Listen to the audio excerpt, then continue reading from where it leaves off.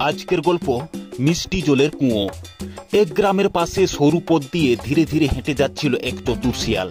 একটু অসাবধানতার কারণে পা ফসকে পড়ে গেল একটি ছোট্ট ও গভীর কুয়োর ভিতর। কুয়োর জল হাঁটু পর্যন্ত, তবু সে কিছুতেই উঠতে পারে না, অনেক চেষ্টা করেও।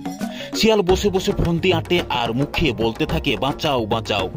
পাশ দিয়ে যাচ্ছিল একটু কুকুর, চিৎকার শুনে থামে সে কিছুক্ষণ। ইটের কুয়োর ধার ঘেঁষে উকি মেরে দেখে ভিতরে কুয়োর তলায় এক শিয়াল।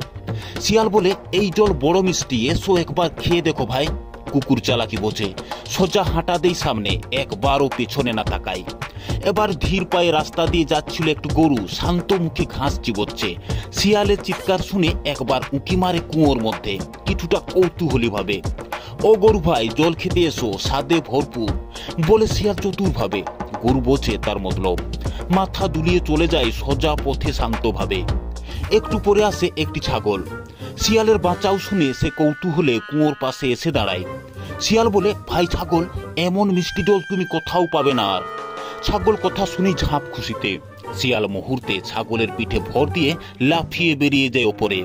ছাগল বোঝে সে ফাঁদে পড়েছে, তাই উপরে তাকিয়ে হাই হাই করতে থাকে। অল্প লোভে পড়ে বুঝে না, শুনে কাজ করলে ক্ষতি অনিবার্য।